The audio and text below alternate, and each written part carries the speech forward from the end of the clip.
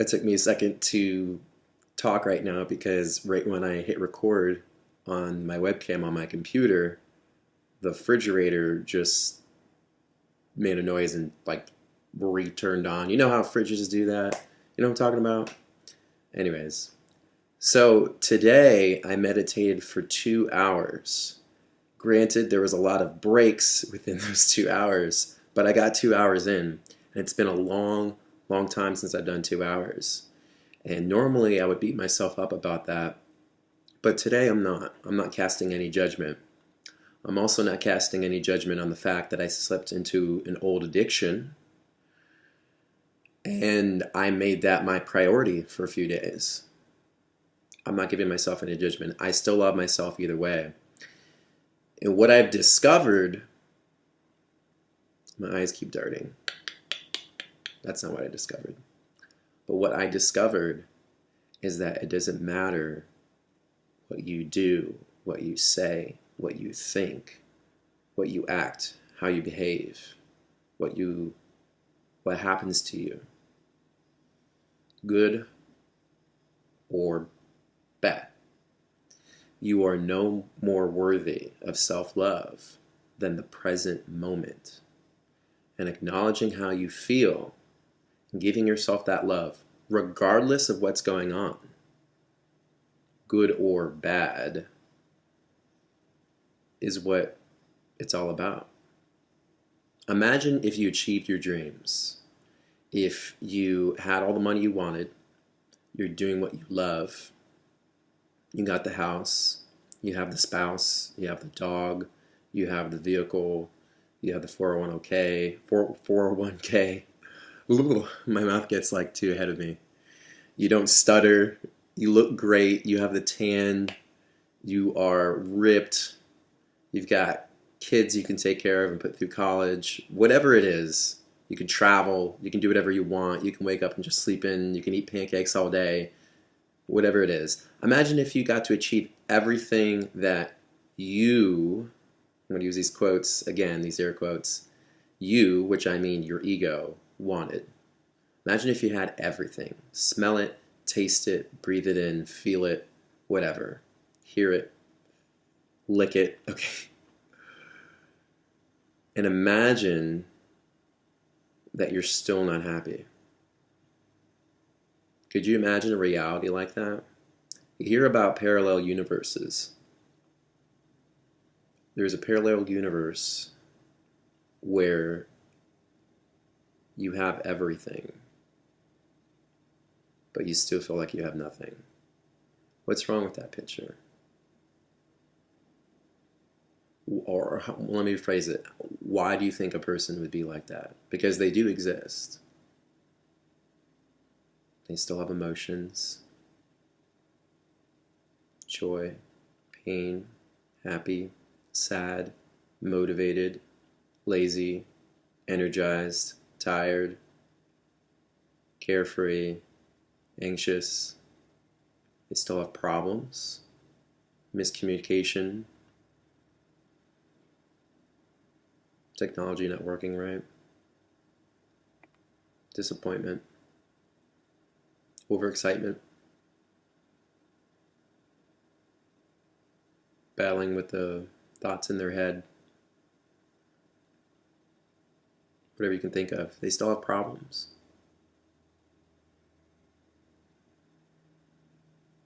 And they still have to enjoy whatever processes they're being a part of.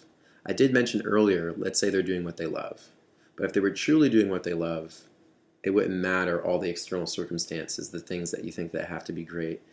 Those external circumstances, even though if they are ideal, those really should be a byproduct of what they're doing on a daily basis that makes them happy, puts them in the flow, makes them forget about time and problems and results and circumstances. Really being put into the flow. That's where the joy, the nectar, the sweetness of life is at. And it's so easy to let the ego take over and be like, we're going to overcome this. We're going to get this and this and that. We're going to do this. Or the opposite way, it's easy to let ego to take over and be like, you're nothing, you're worthless, you're nothing if you don't do this and that. You are nothing, therefore you shouldn't even try. You should find reasons to be unhappy because you'll never be happy anyways. That's ego. Ego is something that wants to accomplish things, create things, or destroy things. That's all it really does. And you think you could be like, oh, I got my ego under control, or oh, my ego is taking over control. And that's literally your ego talking to you. So it's like, okay, well, if I can't fight it, I can't control it, and I can't run or hide away from it, what am I supposed to do? Easy. Befriend your ego. Love your ego. Your ego is a little kid that comes up to you and just asks you questions. Why is the sky blue? Why won't no one talk to me? Why do I overeat sometimes? Why do I have to go to the bathroom when I'm in the middle of doing something? Just random questions. Little wants and desires. Hey, can I ride on your back around the playground even though you're in a rush? What are you going to tell that kid? No, that's a stupid thing to do. Why would you ask me to do that? I don't have time for that. That's not how you would talk to a little kid. So why would we talk like that to ourselves? If we are the most important thing in our lives, and we should be, our, let's say, top priority, because each person only has themselves at him or herself at the end of the day. That should be the top priority, taking care of that, loving that entity, that concept. Why would we talk to ourselves that way? And if we personify all our thoughts into small children that come up to us, suddenly we treat the thoughts differently. And if we treat our thoughts differently, then we are really starting to change from the inside out, and we start behaving differently. Thoughts are their own entities, and they're infinite, and you can't fight them or hide from them or control them. All you can do is either listen to them or love them. That's it. And the idea of loving a thought is still a new concept that I'm working myself through, but it's a worthwhile endeavor. It's not even an endeavor, it's just part of being a loving entity, being a loving person, soul. What I wasn't doing the past couple days, and no judgment casted, is listening to these thoughts and obeying to them and being a slave to them. Okay, I'll go do that. Okay, I have to escape my life anyways. Or, oh, I'm not happy, so I should do this to make me feel better for now. Oh, this is all I have. I should just continue to do this all the time or think this all the time. Whatever that thing or activity could be, or emotion. I'm feeling lonely. I'm feeling unfulfilled. I'm feeling empty. I'm feeling sad. Or I'm feeling super happy. I'm feeling super up. I'm feeling super excited when I do this or think this. It's all an illusion. Whenever there's pain or unfulfillment or emptiness, there's usually a belief that is being held on to that is thought and fought to be true. You really have to fight for your beliefs to be true in order for you to justify them. You have to find reasons to believe in them. Isn't that crazy? And people are imprisoning themselves. This is something that I'm always working through. I'm always realizing. And meditation, mindfulness in general, is a great way to transcend that. Not even overcome. You see, notice how I said transcend and not overcome? It's not something you overcome. That's an egoic motivational thing that comes up and down, comes and goes. Just transcend that. Just realize, oh, that's my ego.